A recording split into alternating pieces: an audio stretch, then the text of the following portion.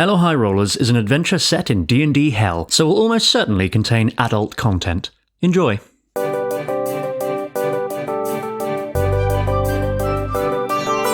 Flying through the sky on a ship made of dreams. Everything's amazing, nothing's what it seems.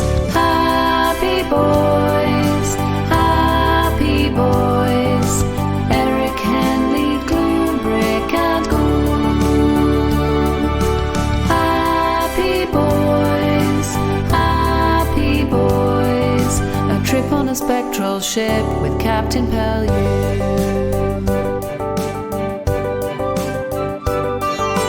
Fighting evil demons, making devils scream and howl. Grab your axe, relax and join in. Don't forget to bring a towel. Happy boys, happy boys. Eric, Henley, Gloom, Brick and Ghoul. Happy boys. A trip on a spectral ship with Captain Pellew. A trip on a spectral ship with Captain Pellew.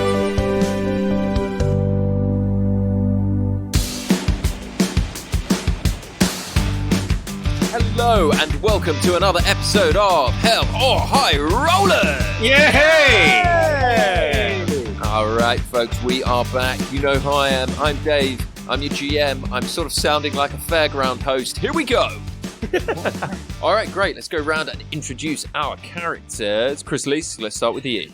Hello, my name is Chris Leask and I play the character of Glubrick Bumbledung, who is a baba...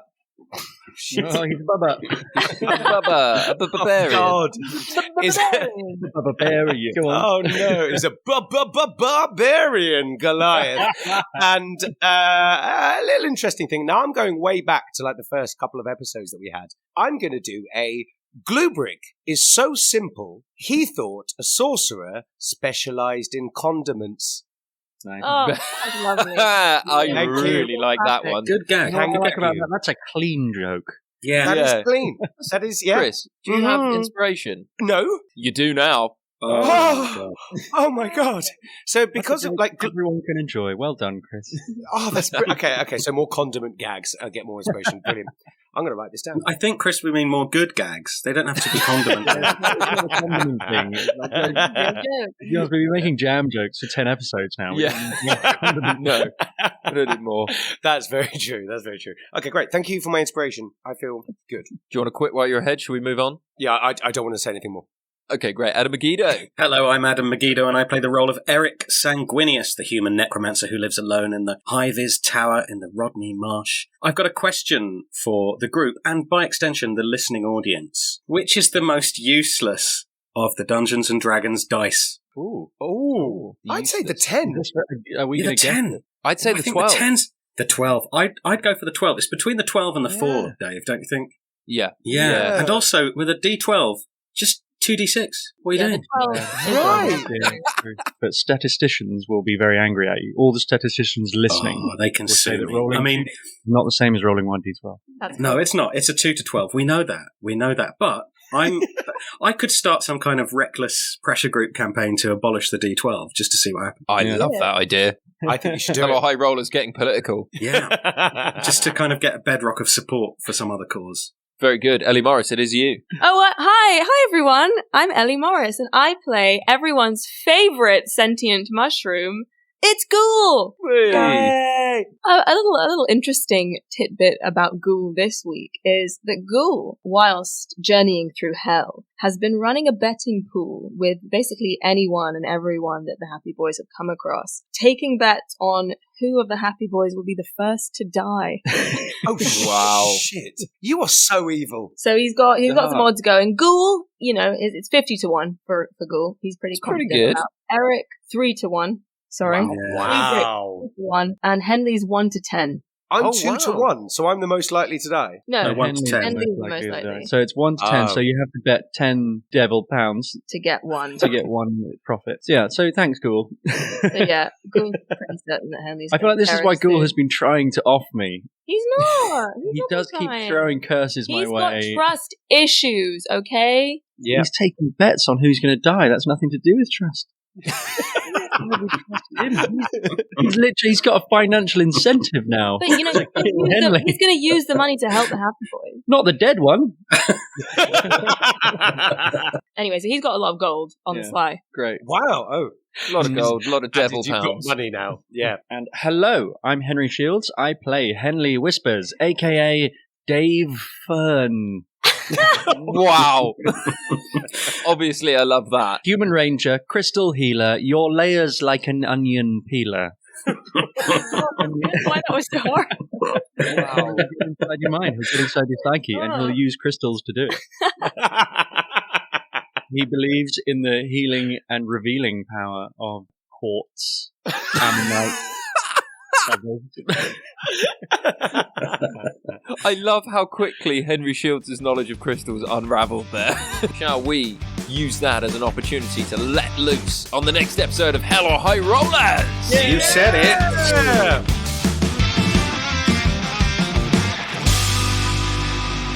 We last left the Happy Boys when you were transported by Captain Pellew and his first mate, Old Papa Crumble. You travelled on their spectral 19th century naval ship through the skies and the various layers of hell. And you touched down outside General Scarifex's military camp back on Avernus. Now, you've been charged by the agents of My6 with assassinating Scarifex. And this is to halt the demon advance from moving into the deeper layers of the Nine Hells. Before you set off on your journey, you went to the Patreon lab where you got some cool items that were donated to us by our wonderful Patreon subscribers. And yeah, can everyone just go around and give me a quick reminder of the wonderful things you got from the Patreon lab? Yeah, so I had, or Ghoul has, the Throwing Stars of Domination, which are regular throwing stars. They do 1d4 damage, but then I can use a bonus action to dominate the person. Chris, Gluebrick, have the Vibe Jacks, which is like an axe, but I can, instead of dealing damage, I can do an insight check, and I'm very excited to use that. And you got the fourth wall brick as well, right? Oh, yeah! I've got the fourth wall brick, which I'm very excited to use, but also incredibly nervous. I'm potentially going to aid us or destroy us with that. I have the Forget-Me-Not, which will compel truth from those tied by the rope. Nice. Love that one. Very good. And I have the Seal of Fate, which is an actual seal, a tiny mammal. Yeah. Seal. And I can flip the seal in the air, and if it comes down heads or tails, then it's either a natural 20 or a natural 1 on whatever roll. I don't know how a seal lands heads or tails, though. Presumably it will just land flat on its belly. Or its back. Yeah, I don't want to hurt the seal, though. You won't. Maybe it's a Will it? special kind of seal that can only land on its head or tail. Maybe it's just got a lot of weight in its nose or tail. It's a weighted That's seal. true. Very weighted nose and tail seal. Is it a single-use Seal of Fate? It's once per episode. Oh, once per episode. Okay. Presumably the seal needs time to recover from having been flipped. Yeah. Has Either to been go for a smashed little on its day. face or smashed on its tail. Has to go to like a spa day. Yeah. Also, Adam, you have the fire distinguisher, which can detect hidden magic. That is correct. Somebody wrote in and said they had spent a whole level confronted by illusions and they never used the fire distinguisher. But of course, I had it and I was actually in Ghana. Yes. Very Very good. Absolutely. Well done. And then in the battle, you were essentially useless. Well, that's always the case with Eric. Very good. So you guys were accompanied by Agent Cashpound, and she gave you a brief on what to expect when you were to get to Scarifex's camp. And you were told that you were going to meet the inside agent. And this inside agent was none other than Tootsie mcjingles, the tiefling director, writer, performer, and bard. Now, Agent Cashpound, Captain Pellew, and Old Papa Crumble, they are stood aboard the ship, ready for extraction. And Toots walks over to you guys and says, Okay, guys, so I've used my acting skills to infiltrate the camp. Do you have any questions? Why Yes, are you? yeah, lots of questions. Whoa, Why? please, guys, one at a time. Go ahead, Ghoul. Ask him your questions. Why does it have to be you? That was my question too, so yes, I second that. I was also going to ask that. I third that. All of the happy boys want to know why it's you, Toots, you dreadful slime ball, you. Oh, guys, it's because I'm such a gifted performer that they wanted me to go in and pretend to be a demon. Watch this. Is that what a demon sounds like? Is that a warm-up? Yeah, actually, it was a warm-up. I know you guys are united on this, but I think Henley is genuinely impressed. I find it hard to think that Henley wouldn't see this and be like, well, this is incredible. This guy has such confidence. So, Toots, what have you been doing in there? Just been like walking around, making notes, thinking mostly about my own performance within the camp. See, you've just been wandering around. Have you found out any secrets? I mean, do you know what we need to do? Have you got any idea whatsoever? Absolutely. That's a great question, Gluebrick, and I'm going to answer it. So, he's so annoying. Oh. I think I'm also worried about how much I enjoy playing him. He's definitely great. gotten more annoying. Yeah. Since you realised how annoying he is. No, I love it. Push it to the limit. So, I could explain this as Dave, but would you like me to explain it as Toots? Yes. Oh, absolutely. Explain it by... Yeah, explain it by... Okay. Sorry, I had a panic attack. That's a great warm-up, Gluebrick. Love it. No, I just thought, to turts, demon. Yeah, my name is a great warm-up. Now, when you approach the camp, basically the defenses are just allocated totally randomly each day. So you're going to basically have exterior security, interior security, and then the security of the inner sanctum. The inner sanctum is not a euphemism, it's where Scarifex is. I didn't think it was Chris. a euphemism. Who did? So yeah, there's loads of different ways to get in the camp. Sometimes there are secret entrances. Sometimes it's easiest just to walk through the front gate. Sometimes it's best to split into teams. There's all kinds of different things that can happen. Okay, so before you guys head towards the camp, Captain Pellew, Agent Cashpound, and Old Papa Crumble are waiting on the boat. They're not going to come with you. They're going to wait for your extraction. And Toots starts leading the way towards the camp. Okay, but just before we do that, Henley walks over to Captain Pellew and salutes, that rips off a brilliant naval salute, whatever that is. That Right, okay. The three-fingered salute. Says, Captain Pellew, sir, I must be heading forth to continue my journey, but thank you for everything you've done for us. You're welcome, my boy. It's always amazing to have you aboard the ship. Thank you, sir. Just exploded. I wonder if I might impress upon you to do a favour for me, sir. What's happened to your mind, my boy? I'm a little flustered. Excuse me. Speak plain, boy. Yes, sir. You see, I only have one soul shard left, one piece of my soul left before I turn into a mindless, gibbering devil. I'm obviously hoping to avoid that, but there's rather a long way to go, and I'm wondering if perhaps you might carry a message for me if I don't make it. Of course, my boy. Anything. And Henley hands him a scrap of towel that's been folded up, and there's a message written inside the towel. And he says, if you could please get this to my son. Your young son back in the mortal plane. Yes, if you can find a way. Please try to do it without terrifying him. You are a ghost. Don't worry, Henley. I will do my very best to get this message to your son. But I have a feeling you will be able to deliver it yourself. I hope so, sir. And then he puts the towel in Captain Pellew's hands, and it falls through, I assume.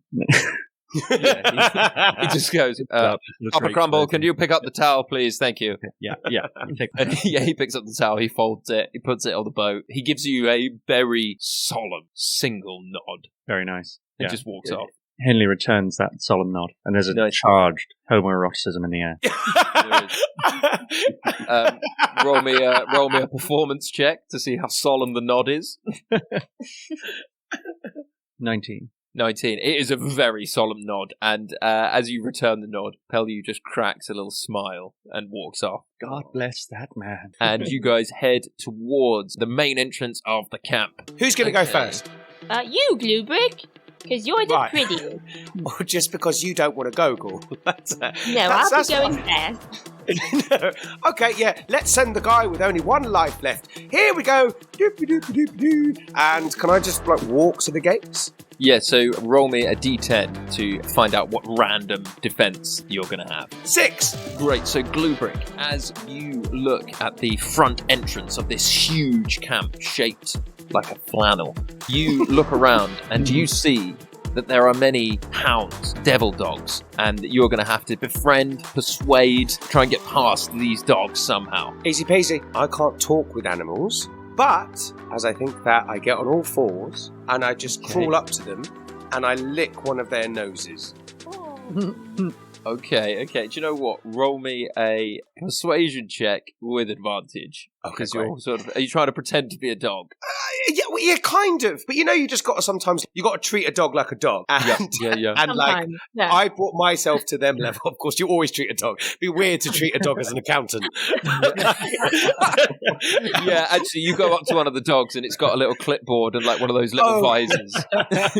Oh, it's so I have just to treat it like an Real accountant. error here by treating this accountant dog like a regular dog. Yeah. So let's see how this persuasion check goes.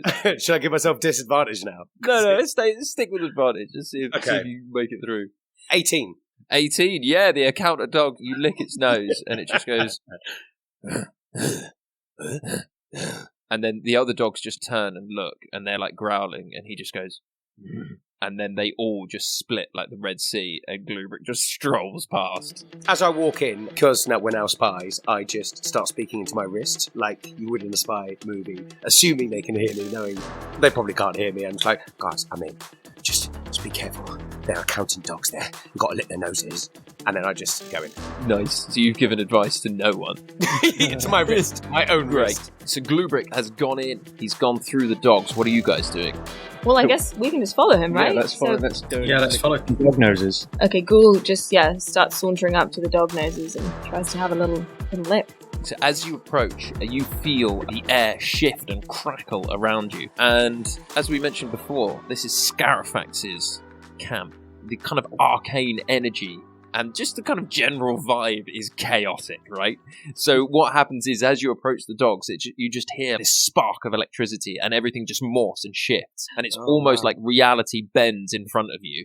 And the dogs just disappear and are replaced with a different security system. So, Elle, roll me a d10. Wow. Okay. That's cool. Okay, 3.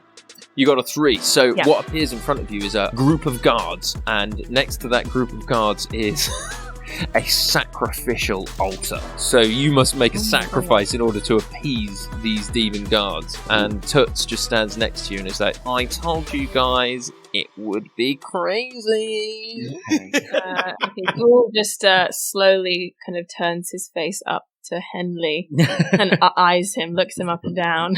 Cool. I have one. what? I have one soul piece left. I didn't say anything. Why are you looking at me though? You're a handsome man, Henley. Financial incentives. Cool. Like rubbing his little pocket full of gold. Okay, well, shall I, oh Ghoul, god. Ghoul, Don't Ghoul, fucking Ghoul. sacrifice me. Why not sacrifice Toots? Mm. I'm not certain it'll work, but at least he will know how much we hate him. That's true, but then how will we do with something inside? Yes, you're right. We need to keep him. He's our only guide. I do still have Terry Moss. And then Ghoul just kind of scoops up a little patch of moss that's been travelling around on his back with him, just dozing quietly. You want to sacrifice that? What about this guy? Fucking Duel is so dark. He's getting worse. What about sacrificing your dignity?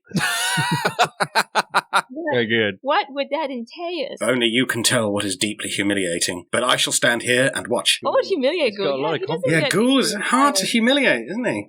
That is true. Does Ghoul have a penis?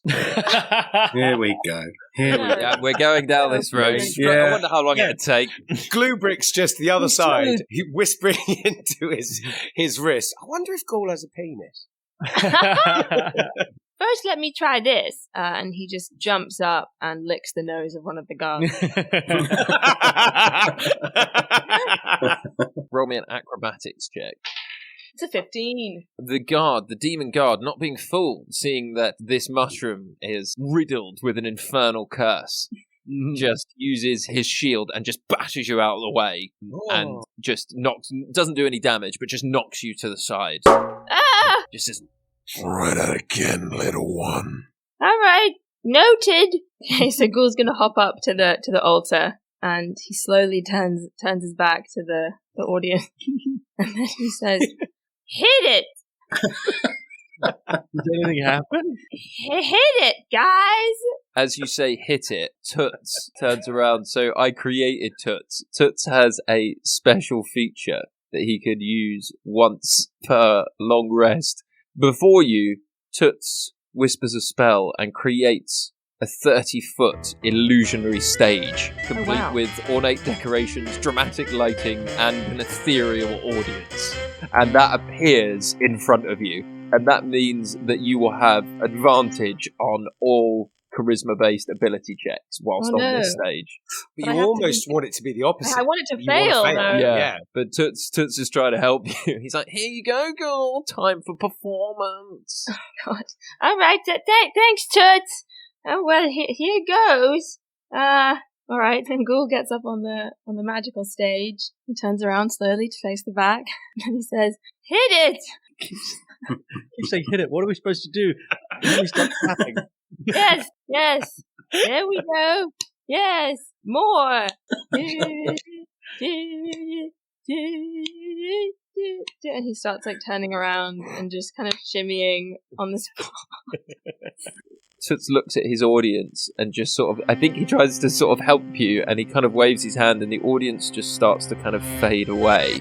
And then he realizes what's happening and the stage starts to fade. And you're just kind of stood there, and are you continuing to sing? Come on, everybody. Where are you going? The party's just getting started. And he does like a little can-can with It's his so little nose. painful. I tell you what, I've had dreams like this. I've actually had matinees like this. Come on. The show's only just begun. And he just sees everyone fading away in the ethereal audience Okay, leaving. Ghoul, roll me a deception check with advantage. 17. 17. Very good. The guards look at you and sort of look at each other and they just go, oh, fucking hell. Sorry, little one. And they just stand aside. Ghoul, are you just hopping through the first bit of defense? I think so. I mean, if they're letting me through, I just turn to the others and say, Never speak of this again. Understood. Oh, hi, Ghoul! Yeah, you meet Glubrick on the other side. I did a dance and it was so good they let me through. I snogged a dog. Great, so who's approaching next? Oh, yeah, I'll go next. Great. As you approach the sacrificial altar, again, the chaotic forces of Scarifex's camp whip and swirl. And everyone's been rolling me a d10, but can you roll me a d12, please? Oh, the horror. The old D12. All right. It's a 5. And I'm just pointing out that I could have got the same result from 2d6 or 3d4 or a d8 and a d4. I'll leave it there. Okay, you approach the gate and you can issue a challenge. So there is a guard at the gate. Now you can do a test of skill or strength or worthiness or anything that you want, but you have to issue a challenge to the guard and win that challenge. Oh, okay. What's Eric good at?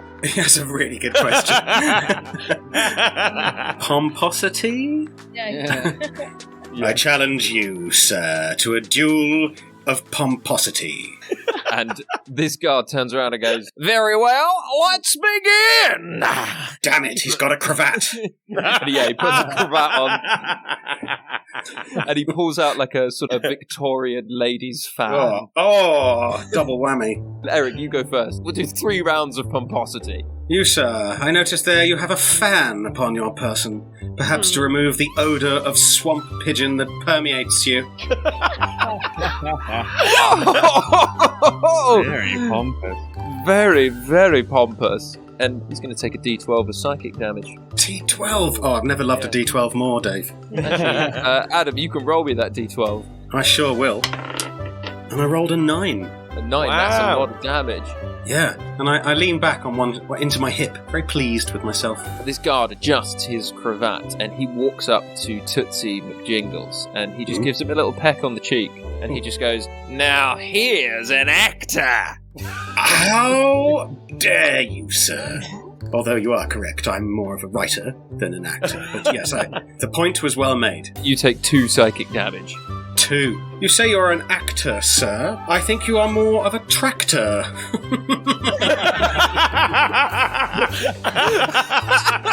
You are more suited to ploughing the fields than treading the boards.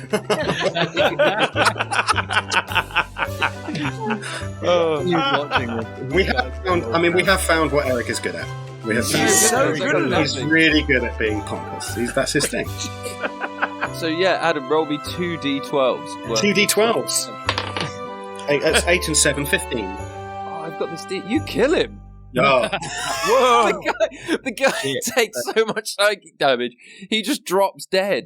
Oh my god, he must have had some trauma associated with tractors. He just hits the ground and you've pompous a man to death. Wow. And you stroll through the gate. Is he a real man, or was he an illusion of the chaos? He was real, yeah. He was a demon. Alright, I think I'm going to cast Animate Dead and bring him back to life and bring him as a servant with me. Gain your servant. Yeah. So good. So you're just going to bring him back. He just has to serve you because of that. This spell creates an undead servant. Corpse of a medium or small... Is it a humanoid? Yeah, so what I've done is I've used the same stats as the Dretch guards that you met on the train on the way Yeah. in Okay. Mineros. I've used the same stats as that. Well, I get to give it some kind of command as a bonus action on each of my turns. Great, so this thing just gets up with a little ruffle. I was impressed with your pomposity, sir, but you have met your match. I am Eric Sanguinius, and you are my servant. Yeah. We'll work on the voice. Come, follow me. And he just falls in line behind you and walks through the gate. That's great. I've just been reading about Animate Dead. So it lasts for 24 hours, at which point you have to cast it again successfully, and if you don't, it can just do whatever it wants. So you stay animated, you can just turn on you. Yeah. That's so great. Also, he hasn't taken any physical damage, so he won't even look dead. Yeah, that's true, actually. Right. He's just taken psychic damage. Just ruined his mind, yeah. Scrambled his mind. I ruined his mind by calling him a tractor. Yeah. And finally, Henley Whispers approaches. Roll me a d10. 2.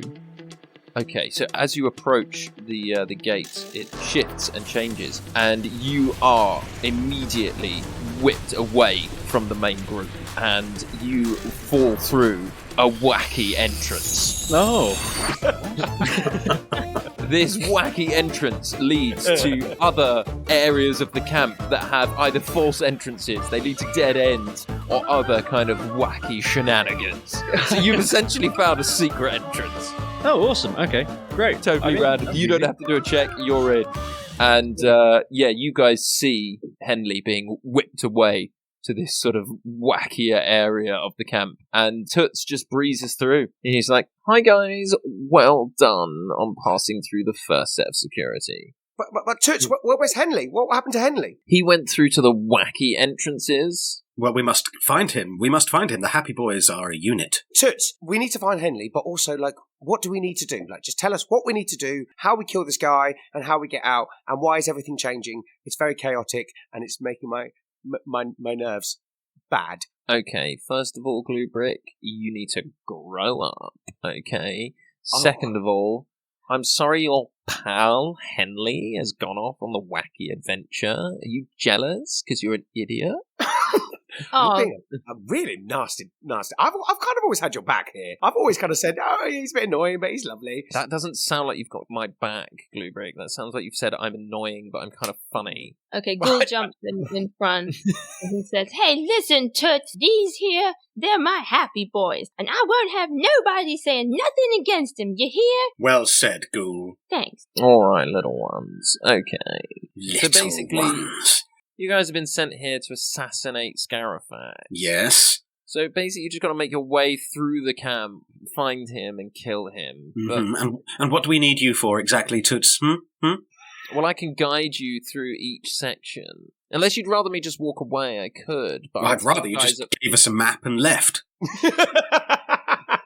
All right, yeah. So as you say that, he just goes, okay, and he gets out a piece of paper and he hands it to you. An accurate map, please, though. No funny stuff. No, it's completely accurate. Take a look. I look down at the map. I know it's going to say something like Eurotosser. What does it say? It's just a picture of Toots just flipping you off. Right, very good. Toots, excellent. Yes. That wasn't predictable at all. Why don't you lead on and we shall follow? Yeah, you follow me like good little sheep. Bye, boys. Ghoul's just seething on the ground. I turn to Ghoul and I say, one day, Ghoul, when Toots is dead, I shall animate him and I shall make him just walk about a lot. And then I'll be at the top of my tower. You can stand there with me too. And we can look down on him and we'll say, no, you missed a bit. Walk over there. And then we'll make him do that. Oh, I can't wait for the day. Until then, just hold that thought in your mind while we endure this intolerable man. Okay, so as you walk forward through the camp, who would like to go first? My demon. I tell him to go first. Yeah. Now, I just take a moment before you do. I say, what was your name when you were alive? Adam, roll me a d12. Oh, It should be a d20, but I'm going to make it a d12. 8. Okay, I'm going to change his accent. My name is Spadge McTavish, or you can just call me Spadge. I shall decide what to call you, for I have brought you back from the dead. I will, in fact, call you Spadge, but I want you to know that the decision was mine. Now, go through that. Go on. Go ahead of us. Go through the door. Spadge. Spadge. That's a good name. That was given to us by Emmy Lou Walsh. Great. Thank you. So Spadge goes ahead and I'm going to roll a d10. Spadge walks into some talking gargoyles. Ooh. And these two gargoyles rotate and turn. And they're just like, Hello, you wish to pass? You wish to pass? You wish to pass through the gargoyles? and Spadge is like, hey, I wish to pass. He's like, Okay, you go answer this then. You go answer this. and then the gargoyles deliver a riddle. Okay. Yay! Good. Well, Spadge, listen to the riddle, but then don't answer it. Come back. Not having you mess this up. Okay, so he listens to the riddle. You can't really hear what they're saying because you're just out of earshot. You just hear, hey, and then turns back and just goes, okay, so the riddle is... Have you forgotten the riddle, Spadge? I've forgotten the riddle. I'm so sorry. That's all right. Do you want me to go back? No. You've done quite enough damage for one day. We shall go. It's just a riddle. It's just gargoyles. It's just talking. Come, friends. We go to the gargoyles. And as you step forward, the chaos whips and changes. Roll me a d12. Oh. 3. Oh, so that they remain as the talking gargoyles. Uh-huh. So they whip and change, and the gargoyles just go, we're back. Fine. You want a riddle? I mean, is there the option of going through without a riddle? Like just a chat? All right, I'll do a riddle. Come on. Yeah. Come on. I'm sure I'm equal to your riddles. What has to be broken before you can use it? Silence. You take a d12 of psychic damage. Whoa! So pompous. Okay. Ow. Your voice, like a little kid, his voice isn't broken. It's broken, so you can now use your voice. Maybe that's what it is. You take a d12. No, you take a d10 of psychic damage. Thanks, man. God, how much health does everyone have? Oh, I've got tons. Tons of health. It has to be broken before you can use A saddle? And you take a d10 of psychic damage. Oh, god damn it. Toot steps forward and goes, guys, it's an egg. Well, that's not necessarily true. What if you wanted to use the egg whole? What if I wanted to boil it? Then you'd be a Toot. fucking idiot. Oh, He just walks through. that's not a riddle. Say to the gargoyles, where's your manager? That's not an acceptable riddle. There are different answers to that. Where's your manager? Come on. And he's like, manager protocol, right? He pushes a little button, casts a little spell, and the gargoyle manager comes out in like a little pair of, it's like a little gargoyle with a little pair of glasses with a little tail. He looks like an accountant. He looks a bit like an accountant, yeah. I And lick he's just like- his nose. So as you lick his nose, he's like, yes? Now, yes, Oh. yes. My friend Glubrick here is very enthusiastic. I have a complaint about your riddle procedure. The riddle that I was given was not necessarily a true answer. An egg, what if I wanted to use the egg as an ornament? I wouldn't want to break it. Sorry, what was the riddle? Did he give you the egg riddle? Yes, the egg riddle. And I, for one, wish to complain. He turns to the gargoyle and he just goes, Stop it! I told you not to use a fucking egg riddle, you fucking idiot! Oh. So sorry about that, sir. So sorry. Please, come straight through. Thank you. Yes, and what about some compensation for the terrible psychic damage we've all received? Yeah, and how much damage did you receive? I took 6 points. And the gargoyle manager just waves his hands and just says, Eric, roll me a d12. Oh. 10. 10. So you recover 10 and you can give your 4 to Gluebrick. I do that. And I say, may I say, what a wonderful thing it is to have such an excellent customer complaints department. That's what I pride myself on. Very, very good. Very good. I think other people should take note. Thank you for your time, and thank you for your service. Most welcome. This place is fucking weird. These are the defenses of a military base. Yeah, it's fucking carnage in here, man. It's like they're encouraging you to break the defenses. Yeah. They want you to do well. They want you to have a pleasant experience. Yeah, it's fucking carnage in here, man. It really is. I feel like I don't know why they needed us to do this. I don't know. Once we get into the inner sanctum, maybe it will be. I mean, I'd love to help, but I'm in the fucking wacky doors. Oh, yeah. Wacky races. So Toots and Eric have gone through with Spadge, and Ghoul and Glubrick are still on the outside. Excuse me. I think you're forgetting something. Yeah, I licked your face. Do you remember when I licked your face? Yeah. And then he turns to you, Glubrick, and says, that was weird. And roll me a d10. What? No, I don't want to roll it. Cool, you can stay where you are. Roll me a d10. No, I got 10. Glubrick, you see the the gargoyle manager dissolve. It turns into a mimic, and you see yourself as a large blue penis. And the mimic just says, hello, I'm Blue Prick Bumblefuck. Oh, God. Oh, it's something from my nightmares. Oh, my God. Yeah, Ghoul sees it as well, and Glubrick takes a d10 of psychic damage. 2. No. 2, great. And you are allowed to pass through, that's all it does. Oh, really? Oh, not again, you nasty penis, Glubrick. Yeah, Blue Prick Bumblefuck. Oh, God. Well, I'll be seeing you tonight in my dreams. And I walk off. No, it's not in a good way. It's a nightmare. No, I'll be like, I love having sex with myself as a penis. That's not what I'm saying at all. All right, Chris, stop talking. Wait, can Ghoul walk through, or does he still have to do a thing? Yeah, Ghoul, as you approach, roll me a d10. 2. As you walk through, the mimic dissolves into a group of small imps. There's like 3 or 4 of them, but these are demon imps, not devil imps. Very, very harmless, and they all scurry up to you. And it's like, Hello. What do you need? Are you interested in placing a bet? absolutely. He hands a little. Which one do you think will die first? Oh, that's very good. I've got to say it's going to be Henley. Yep, that's what everybody says. It's funny, isn't it? Put me down for 100 soul shards. Oh, great, hand it over. And they hand you a bag of 100 soul shards. Well, this is great talking to you guys. Thanks so much. And Ghoul just strolls in. And yeah, you just walk past. I've got written here, there are a group of friendly imps that insist on helping you. Oh!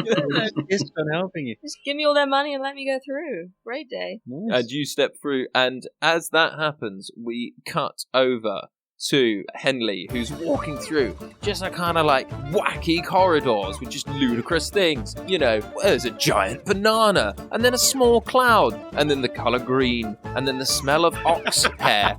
And it's just nonsense as you're walking through. Henley's walking through very calmly, kind of with the air of someone walking through the Tate Modern. Just I suppose that's wacky, yeah. And it's all just nuts. And roll me a d10. Or you see Scarifex. Oh, he appears in front of you. but he is travelling around in a giant hamster ball, like a huge metal sphere, and he's screaming, "The ultimate protection against intruders!" And he's just barreling towards you. Oh god. Hold on a second.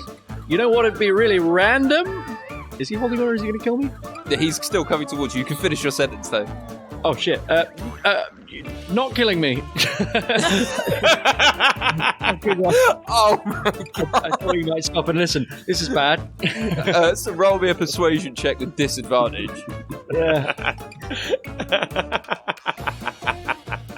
10. 10. Yeah, it's not enough. He just screams, "Ah!" and he just smashes into you, and you take 2d12 damage. Oh. Yeah, he's running around a hamster ball, but actually, interestingly enough, it is shaped like a d12. Good. He just plows over you, just screaming, "Fine, nerd!" and just goes off into the shadows. Oh, can I do something? Can I cast a spell or something? Yeah, you can. Tell you what, can I shoot an arrow at him? Yeah, absolutely. Okay, I quickly draw my longbow and I say, "You're not going anywhere." And I whip out my seal, but hold him by his tail, and I fling him in the air. Right. In hopes if I get a natural 20, my single arrow might be enough to do some damage to this ball. Yeah, nice. So roll me an attack roll and see if you get a natural 1 or a natural 20, because that's the only time you can't use the seal. Okay. Oh no, so I got 12. 12, great. So now you want to use the seal. So now I need to do a 50-50 chance. Yeah. If you have a coin, flip a coin. Well, I'll roll a d6, and 1 to 3 is tails, 4 to 6 is heads, yeah? No, man, roll a d12. Okay.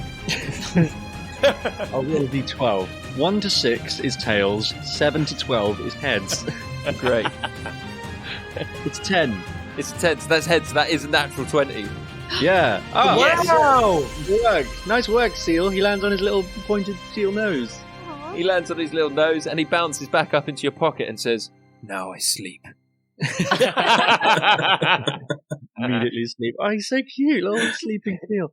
Amazing. I get a natural 20 with my shot. Yes, so your shot flies through the ball and does damage to Scarifex directly. Roll me for damage. 1d8 regular damage twice, which is a total of 9. And then I get a d4 twice, which is 6, so it's 15, plus my regular damage modifier of 5. So damage of 20. So your arrow flies through Scarifex's kind of weird D12 hamster ball and thuds into his back, and he just goes, "Ah, fuck!" And he continues on his journey off. But if and when you meet Scarifex, potentially for a boss battle, he will be already 20 damage down. Nice. I've done Good something. work, Henley. Oh, great. Very, very Even good. Where So- I am. You're in green. Well, I wonder if he's been attacked, so now he knows there's people inside the flannel that are trying to kill him. He knows that there's spies in here now. Yeah, that's true. But then also, he's chaotic. He could have potentially even ordered someone to attack him for fun. Because he's mental. It's true. This I mean, guy's insane. he'd be regretting now his decision to not have any guards in the camp and instead just a series of bizarre puzzles and riddles. Yeah. I don't Really think not like Scarifex is that. regretting anything. I think he's having the time of his fucking life in there. What does it look like where we are? You're currently in standing around by a load of tents, and they're all made of flannels. Great. Sort of like sewn together in kind of different crazy shapes. There's kind of loads of guards around and stuff, but you know, you've made it this far. They're kind of ignoring you. You're allowed to keep going. If you're allowed to get through the defenses, you're allowed to be in there. And What's the point in the car? The flannels are made of like toweling. yeah. Ghoul just looks around and says, "Oh, Henley would have loved this." So Toots walks over and he's like, "Inner sanctum's this way." And Toots saunters through the camp, and you approach a sort of huge building in the shape of... Chris, what's the first thing you can think of? Don't say penis. Okay, first everyone think of... shape. Anything. A cup. A cup. Yeah, you reach the inner sanctum and it's in the shape of a cup. The imaginative mind of Chris Leask there. Flannel and cup. Worst thing is I just looked at a cup. Wasn't even my So it was so imagination. literal. Yeah. Wow, there's some serious Darren Brown shit going on there. Right? Yeah. Careful, listeners, because suddenly sales of flannels and cups are going to skyrocket. You be careful. So yeah, Scarifex's inner sanctum is in the shape of a cup. There's a door. As you guys approach, you look over to your left and you see Henley appear from a kind of wacky tunnel, and it's just like and Henley just comes out of this tunnel. And how's Henley feeling? Doesn't appreciate wacky comedy. He comes out just like, it's not. Could have done with some puns, you know. Okay, great. He immediately steps on a pun trap, and it snaps around his leg, and it does a d12 of damage. So you've got to say a pun to release the trap. Oh God. Let go. Let go. My leg. I've taken 6 damage, and I may just take more. You've taken 6 damage, and the trap doesn't open, and you can take another d12 of psychic damage. Oh God! Someone give me a pun and make it trappy. Love it. Nice. Okay, yeah, it snaps That's open. a good one. Oh, that's some good quality material. Henley, did you see the tent? They're made of towel. Oh, that's nice. Yeah. Oh, yeah. Yeah, I feel right at home here. I might even Welcome Where back. someone tiny tries to get in your towel. get Welcome back, Henley. Welcome back, Henley. I hope you have been on some wacky adventures. It is good to have you with us again. No, pleased to be here. It was really weird in there. We need to be careful. Scarifex is rolling around in a giant metal ball. I did some damage to him, but be on your guard. If he's constantly changing things with his chaotic energy, maybe we should be chaotic. I suddenly just walked through the door without thinking, just stepped through the door to surprise myself, thinking I'm tricking him. Great, and you see Scarifex naked. He's like, ah! And then it just vanishes and you're back outside. And he's just like, don't come in yet, not yet. Not yet. For goodness sake, Gluebrick. Have some decency, man. So am I just hearing this from the walking into inside? people's houses without knocking first? Come on, man. No, that was wrong. Let's kill him on his terms. Are we prepared for this fight? Cool. I don't suppose you could throw some healing my way. I'm quite injured. Oh, yeah, sure. That really did me over. Sure. Don't touch me though. The healing word today is draconian. Great. So good. 8. Oh, thanks, Ghoul. You're welcome. See, sometimes we can get along. We always get along, Henley. Yeah, but you're secretly trying to murder me. That's not the case. How does everybody know about the betting system? You say this and tons of change. Yeah, you say this. Yeah, like all his change just splits open. Yeah. Ooh, Scarifex has set a trap for us. This coin has appeared magically. All right, let's go through. Look up your change. And, Come on. As you're waiting outside, Toots says, okay, guys, are you ready for this? Because I've got a feeling it's going to be fucking mental. What are you going to be doing to help us, Toots? I'm going to help you fight Scarifex. Are you? Are you indeed? Yeah. I've got all kinds of stuff. Like, What have you got? What can you do? What can you do, Toots? So yeah, I've built Toots. So Toots is a bard. He's like a level 5 bard. Oh. And he can do some pretty cool stuff. And he turns to you and he says, Eric, I've got actually a really great mask that does cool stuff. I can cast spells. I've got a little rapier. And you know what? Can you roll me a D12? Do you want me a D12? Is that what you want? Is that what you're saying, Dave? A D12? Yeah, do you know what? You can roll me a D12. It's a wisdom saving throw on a D12. Wisdom saving throw. Oh. So, okay. Well, I get +1 on it, so it comes to 11. Yeah, I mean, the DC was 14, so you were never going to hit it. So you fail. Jesus. But you just hit it, go, you're just a really fucking terrible actor. Oh. And he's used mocking taunt, and you have disadvantage on attack rolls. Toots, you twat! I've got disadvantage on attack rolls when we go in there in the end game. No, it's only towards Toots though. It's only towards Toots. All right, yeah. okay. So if you want to attack him, you're now at disadvantage because he's made you sad. Okay, I look at him and I go, you. And I walk off. Toots, so you've been here, you've been around him. What is his weakness? I have a feeling, having just seen him stark bollock naked, that the way of doing this is potentially by surprising ourselves when we fight him. And I walk in again, but this time suddenly turn backwards when I walk in the door. Crazy! You walking backwards, great. You walking backwards and you see nothing because you're walking backwards. No, I'm joking. Is anyone following him? Is Gluebrick going in by himself? Yeah, we will go in. Yeah, we're going in. We're going in. Are you all going in backwards? No, I'm going in forwards. I feel going and bouncing on his head. So you guys are all walking in, and but Gluebrick is walking in backwards, and you guys, three of you, Eric, Henley, and Ghoul, and obviously Toots, see Scarifex huddled over dozens and dozens and dozens of crazy different potions, all bottled up and ready to go. But even though Gluebrick came in and saw him naked, I'm going to say that Scarifex is so distracted by preparing. You guys get a surprise round on him, so everyone gets one attack before Scarifex gets to go, and we're about to head into our boss fight. So let's start with Chris. What do you want to do? I'm gonna throw my axe. Yep, I'm gonna fire a longbow. I'm going to cast Chill Touch. And I'm going to throw one of my magical dominations throwing stars. Very, very good. Now, you're probably all sitting there going, Dave, why have you not asked them to roll for attack yet? Because the following happens. Gluebrick, your axe flies through the air, and a spark of electricity burns around Scarifex, and your axe turns into bubbles. Henley, your arrow turns into a swarm of bees. Eric, your chill touch turns into sheets and sheets of paper with D12 written all over it. And the irony. Ghoul, you throw one of your domination throwing stars, and it just turns into it turns into stardust and showers to the floor. And Scarifex turns around and chuckles, and he picks up like 8 potions, like 4 in each hand, and he just goes, "Bring on the chaos!" And he just smashes them all on the floor. And everyone roll me initiative.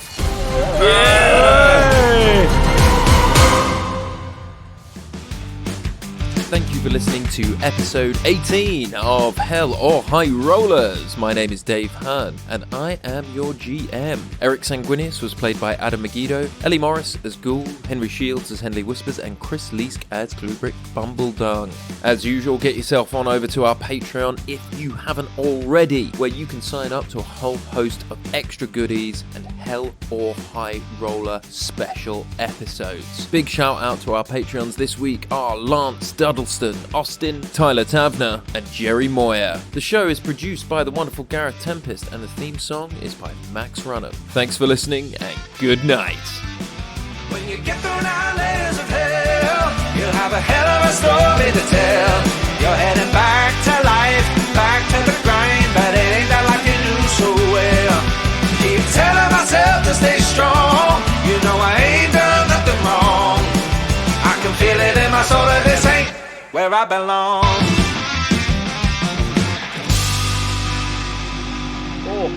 Really using those D12s today. They've never had such a workout in their lives. Taking 12 points of damage. You're taking 12 points. There you go. That would have been tough, Adam, because you're about to roll 2 6s. Yeah. What? No. That could still happen. Yeah, but it's less likely than 112. Is it? What? I don't know. No. Is it? No. The odds are the I don't odds are know. the I'm same. not a maths nerd. The only difference is you're not going to roll a 1 if you do 2d6. That's true. So it's a 2 to 12. There's 2 to 12. Yeah, But that's very true. But just for the to reduce the cost of all the dice creation, I think it's worth it. And I shall be holding seminars on this subject. And, Link can be found in the episode description. Mm-hmm. I think actually it does change the statistics more than that, because I think that with 2d6s, there are more ways to make certain numbers. There are more ways to make 7 than there are to make 10, for example. So it changes the odds of hitting. Interesting. Wow. Interesting. Is that the case? Okay, I've got to ponder you can on have that. 6 and 1, 5 and 2, 4 and 3, or in all the different combinations add up to 7. Oh, But yes, there's of only course. 2 possible combinations. So there'd be no 1, and there'd be more middling numbers. Exactly. Yeah. Mm. Fascinating. It's a trade-off. Stuff, guys. It's a trade-off.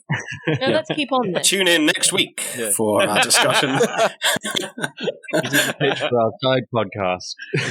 Everyone's voices just went so monotone. It's called Pedant Cast, and it's that is what happens when I have to do my tax return. Everything just goes into one voice, and it's just the most. It's just it's so dull. I want to kill myself immediately. Elsewhere, this will come up because Pedanti loves this shit. Yeah, true. Right, I'll try and cut anyway, that down to something interesting. You might not want to keep any of that.